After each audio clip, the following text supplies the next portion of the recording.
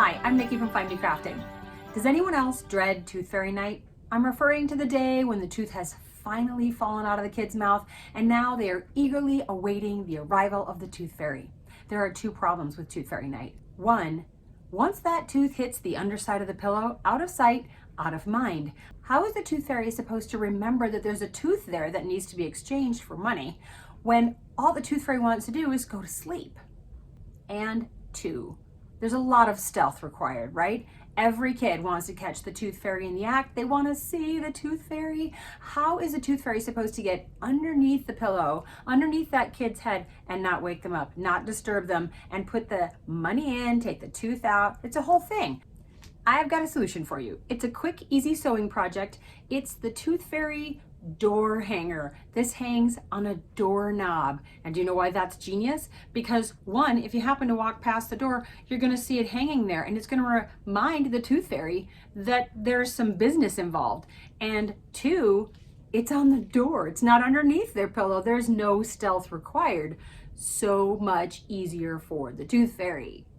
I have a free PNG that you can use to cut out the cute little eyes that go on the tooth and a template for this pocket and for the tooth itself. It's all free. I'll show you how to access it. These would be great gifts for any kid who's still losing teeth. They'd also be great at craft fairs. Share the love. Come on, I'll show you how. And if you haven't already, don't forget to subscribe so that you don't miss any new patterns or projects. Here's what you're going to need for supplies. You're going to need a way to cut your fabric. I'm going to be using a cutting mat, a cutting ruler, and a rotary blade. Alternatively, you could also just use fabric scissors. You're going to need some fabric. You need 2 pieces of fabric. I'm using cotton for the body of the hanger itself. Each of these 2 pieces is going to be cut at 4.5 inches wide by 5 3/4 inches tall. And you're going to need the piece to make the pocket.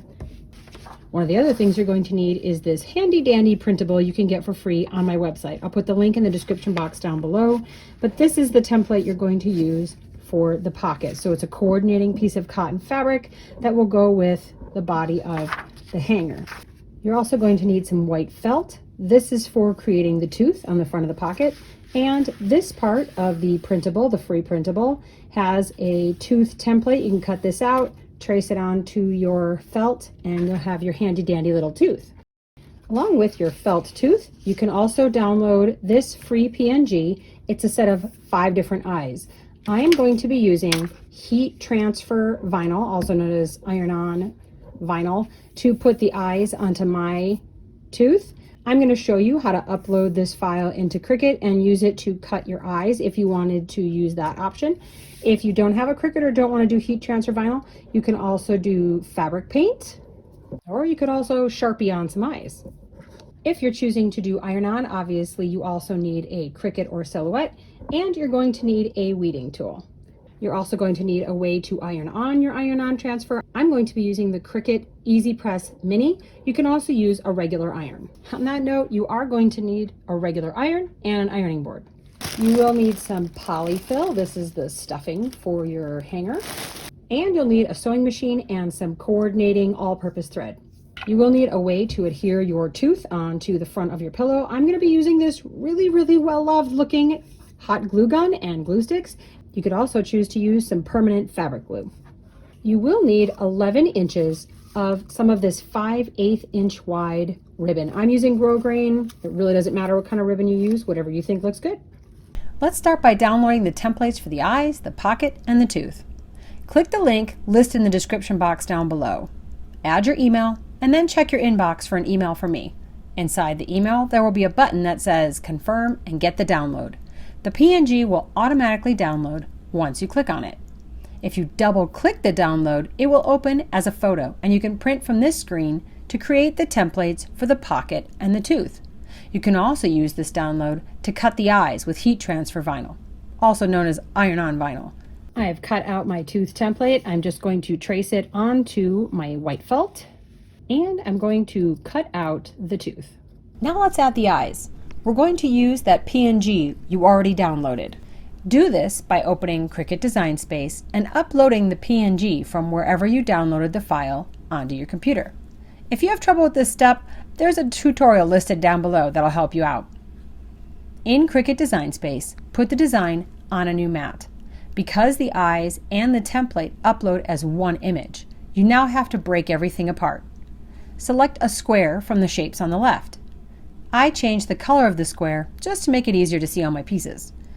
Unlock the padlock above the size of the square, and then stretch it to fit over the set of eyes you want to use. Select both the eyes and the square, and then click the Slice button on the lower right. Now you have 3 layers. The square with the eyes cut out of it, you can delete this one, the eyes in the color of the square, and the original set of eyes. You can use either of the layers that have the eyes to cut out your design. You'll need to repeat these steps for the pupils if you want to make them a different color. You'd cover the pupils with a square, change the color of the square, I used white since that's the color I want to use for the pupils, and slice the layers. Next, resize the eyes you want to cut and the pupils so that they're about 1 1/4 inches wide. Once you have all the eyes separated, you can delete the pocket and tooth templates. Now you're ready to cut your heat transfer. Don't forget to mirror your design before you cut. If you need any help with this step, you'll find a tutorial listed in the description box for how to do heat transfer vinyl. Using your weeding tool, take out any areas of the design you don't want, like the background and the middles of the eyes, and then iron the design onto the felt. Just to be on the safe side, I used a piece of parchment paper over the felt so that I didn't burn it. If you didn't want to use heat transfer to make the face, you could also use fabric paint or even just a Sharpie. I'm going to sew the pocket that the tooth sits on. So this is what I've cut out with my template. This is the piece of fabric that's going to go on the front of my hanger. I'm going to fold the right sides, the pretty sides of the fabric together, get this all lined up. I'm going to take this to my sewing machine. I'm going to start at one side and I'm going to sew with a 1/4 inch seam allowance around that side, the bottom, up here, and I'm going to leave about 1.5 inches over here open that I do not sew. Once you have your 1/4 inch seam done, you can see right here, that's my seam, and here's the opening I left for myself. I'm going to turn this right side out. I want all that pretty fabric on the outside. I'm going to use a stick that came in that bag of polyfill, and I'm going to stick out all of my corners, make sure they're all pushed out and pointy. Now what I want to do is get this opening ready to be closed. So I'm going to turn the edges into the inside 1/4 inch so that they are even with the seam that I made here along the side. So you just kind of fold it and get it evened up. When you get it looking the way you want it to, see it's not closed yet, but I have folded it inside, I am going to iron the whole thing flat. Now I'm going to take it back to the sewing machine and I'm going to sew a 1/8 inch top stitch. So that's going to close this opening, and I want to go all the way around and back to the start with my 1/8 inch seam. Now I have my opening closed and it looks like a pocket. Just for fun, just because I think it looks more like a jeans pocket, I'm going to go back to the sewing machine and I'm going to sew a second line all the way around 1/8 inch in from this line. So right out here, I'm going to sew one more line all the way around. I've got both sets of lines sewn, and now I want to put the tooth onto the pocket. Now you can put it straight up and down, you can tilt it a little, whatever you want. I'm going to tilt mine because I think that's cute. And I'm just going to put a little bit of hot glue onto the back. And then I'm just going to place that down in the center of the pocket. So now the pocket itself is ready to go. Now it's time to sew the pocket onto one of the pieces of cotton fabric that you cut for the body of the hanger. So I have centered this up. I did measure. I'm about 1 inch from the bottom and 1 inch from the top. I eyeballed the center of it, and I'm going to just attach this, leaving this top section open, obviously, so you can use it as a pocket.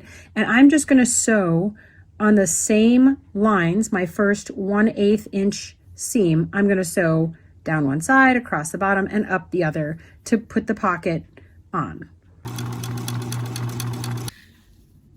The next step is to attach the front and the back pieces of the body of the hanger together. But we also need to include a ribbon. So I've cut my ribbon to 11 inches. I'm gonna make sure it's not twisted. And I'm gonna put the ends up here near the top. And I'm going to put these about a 1/2 inch in from either side. Once I get them where I want them to be, I'm going to clip them in place. Now I want to place the back panel face down, so pretty side down, and line up my edges here. Make sure that this piece is far enough in the center you're not going to sew through it. So I'm just going to kind of squish it down between here. And you line up your edges and then clip so that you're holding all three things together, the ribbon and both sides. I'm going to clip around the outside edges. Hold everything in place nicely. I am going to mark about a 2-inch section here at the bottom. I used just a different color clip to remind myself not to sew here. This section I'm going to leave alone when I move on to the next step. Now I'm going to go to the sewing machine and I'm going to sew around this whole outside here with a 1/4 inch seam allowance. But once again, I'm not going to sew between these two markers here, the 2 inches at the bottom. So here's my opening. Before I turn this all right side out through my opening, I am going to clip my corners. I don't know if you can see my stitch line there. I do not want to cut my stitch line, but I am going to cut off the excess fabric right next to it. This means there's less bulk of fabric to turn to the outside, so your corners end up popping out more. And then we turn it right side out. Again, I'm just going to use this stick to poke out my corners because I want them to be all the way out. I think that looks best. I've brought it back over to my ironing board and I'm going to iron just the back. Maybe I'm not going to iron the front. I do not want to iron onto my iron-on. I don't want to iron this felt. I don't want to burn it. So I'm just going to iron the back a little bit here, flatten it out, press my seams. And at this point, I will also roll this opening in so that it's even, just like we did with the pocket opening. Roll it 1/4 of an inch so it's even with the rest of your edge. And I'm going to iron that so it stays just like that until I'm ready to sew it shut. Now it's time to use my big old bag of polyfill and stuff this so it looks like a pillow. So smaller chunks, you don't want to stuff this whole thing all at once with one big wad of stuffing because weirdly it ends up lumpier that way. So it's better if you take smaller pieces and push it in, push it out to the corners so that they have stuffing. I've got it all stuffed up to about this bottom edge here. We still have to sew this shut, so I can't put stuffing right here, but it's going to work out just fine because I'm going to close this seam. So I'm going to hold this and I'm going to sew across the entire bottom, not just where this line is, but across the whole bottom. It makes it look a little more uniform. I'm going to sew that at about 1/8 of an inch just to sew shut my opening in the bottom. And if you have a stiletto, this can be really useful because it's kind of hard to get your fingers in here and around the stuffing. You can get really close to your needle with the stiletto while you're sewing. The Tooth Fairy doorknob hanger is done. Kids and the Tooth Fairy can be ready for that next tooth to fall out. Happy crafting!